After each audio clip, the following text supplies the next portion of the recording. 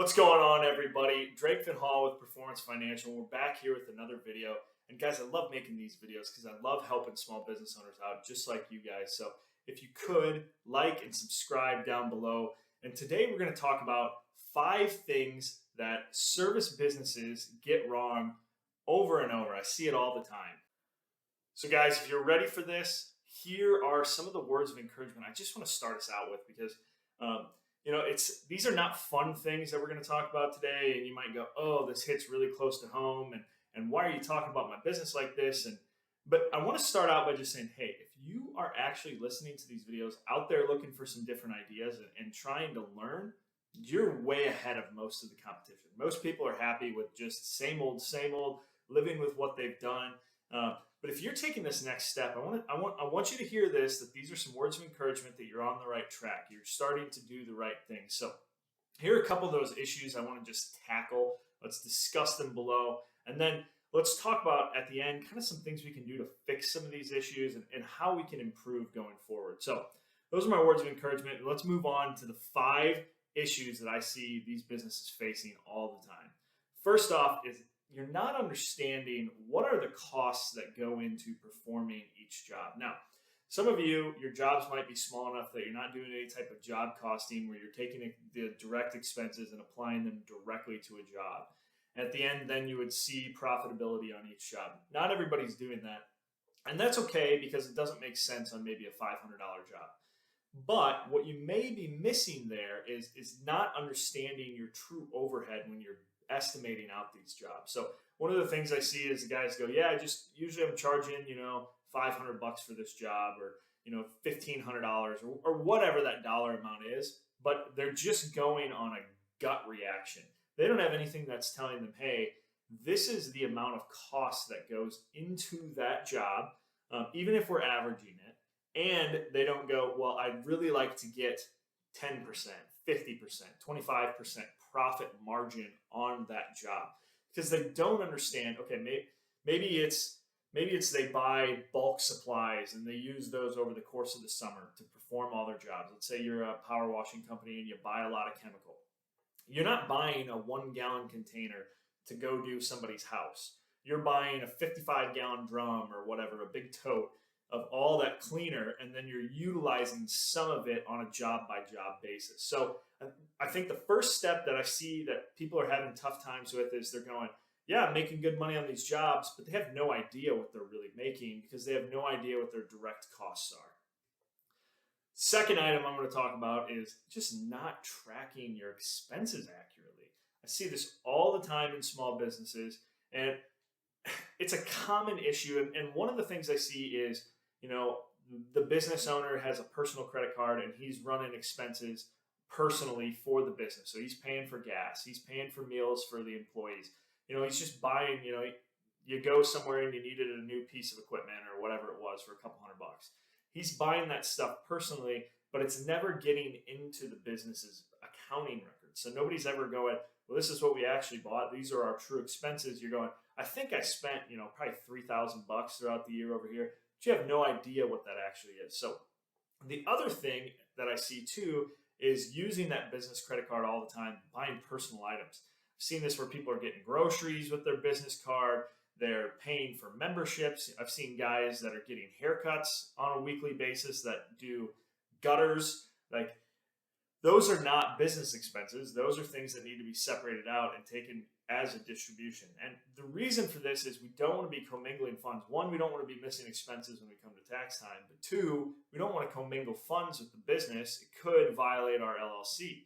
So you got to be careful when we're looking at our different business expenses and making sure we're putting the correct ones in the correct bucket, but making sure we're taking advantage of the tax deductions that we may be missing when we're not utilizing our correct company card.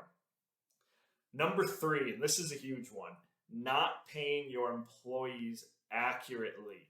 Now, a lot of times I'll talk to a business owner and they'll say, yep, my guys out here, they are contractors. I 1099 those guys. And that may be true, that you may have contractors out on jobs. Let's say you're building a house. You maybe don't do everything that goes into building a house. You may not pour the foundation. You may not put up the walls. You may not do the siding. You may not do the gutters. Maybe you have different crews that come in and do some of that. Those might be a contractual relationship. However, a lot of guys out there are just saying, hey, these are just contractors, they're not employees, when really they are. The IRS puts out some pretty good guidelines of employee versus contractor out on the IRS's website, and just a simple Google search will kind of break some of that down. But it really comes down to this control idea. And so if you have control over them, where you're setting hours, setting their time schedules, they don't really have another opportunity to go take other jobs. They look like an employee. They're probably an employee. And the reason I talk about doing this wrong is it seems fine.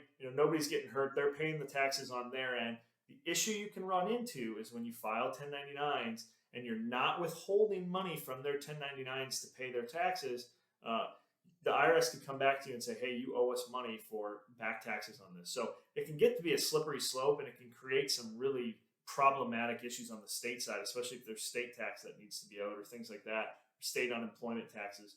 And if you think about the climate in the world we're living in, the government in the last 2 years has spent an incredible amount of money on small businesses. And if you think that they're not going to try to recoup some of that by people that are doing some shady dealings, you're wrong. So this is something I see all the time, and it's an easy fix. There's so many good payroll processes out there that are really cheap and effective, and we just need to get those employees actually on the payroll so we can do this accurately. Number 4, this is never taking time to review your business's performance. Now, I understand as a business owner, you might have started your business because you're really, really good at whatever your business does. Maybe you're fantastic at framing, or maybe you're fantastic at power washing or landscaping. That's great. But you need to be able to step back as the business owner and be able to go, okay, this is my investment. This business is my investment. It's not my job, it's my investment. How is it performing? So one of the ways we do this is, one, just reviewing financial statements, understanding some of the metrics in your business to really make sure, okay, are we being profitable on these jobs? Are we managing cash correctly? Are our employees not spending too much time, because labor is incredibly expensive? Little foreshadowing to the next point. Those are all things that a business owner does. They're managing customer relationships. They're out soliciting business. They're probably not swinging the hammer anymore.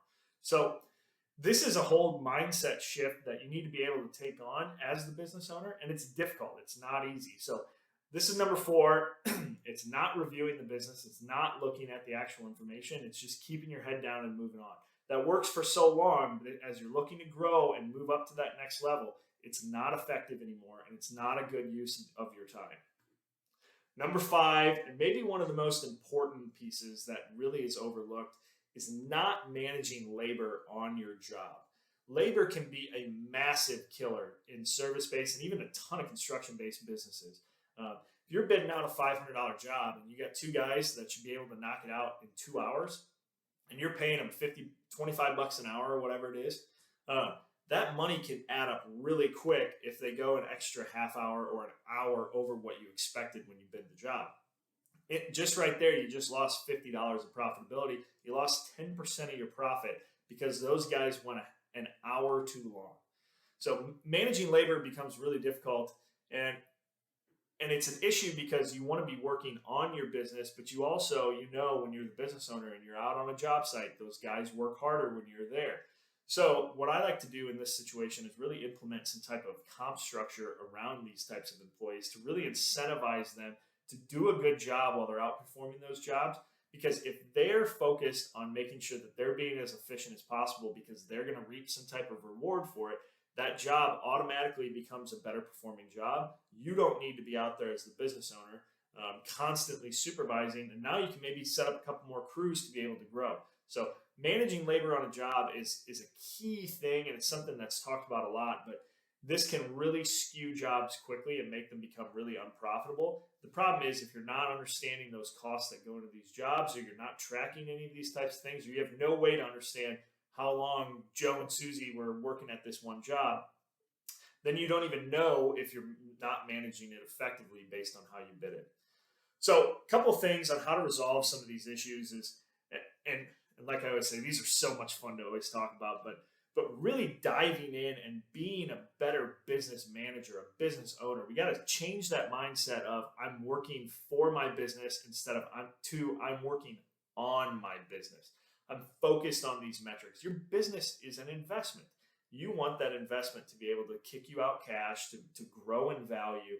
That's the whole point of the reason you got into business. So taking a couple steps back, finding some time in your calendar. And maybe it's not going to be easy at first. It might be, hey, I need to go sit in the basement while the guys are out working, or maybe I need to go to the office on Saturdays when nobody's in there, and take some time to step back. The other thing I would do is I would find somebody to help you understand some of these things. If this is a whole foreign concept to you, find somebody that has kind of that heart of the teacher that's willing to teach you and walk you through some of these steps.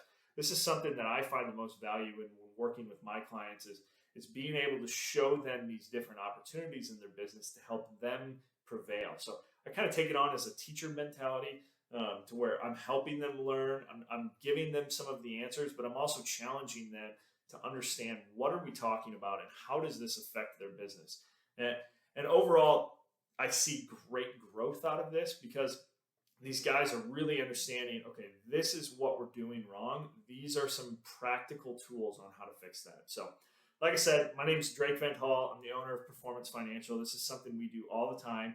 We help with accounting, tax prep, and then advisory services as well. So, if you'd like to schedule a little consultation and get a hold of us, we'd love to work with you guys. We'd love to talk through some of these issues and help you get through some of these issues that you and your business are facing.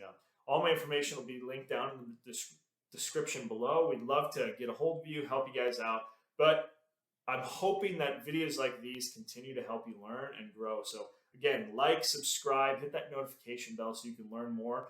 And we're going to hopefully put out a bunch of these videos to keep teaching you guys more and more. So appreciate you guys listening, and thank you very much. If you got questions, let me know or comment below. Thanks.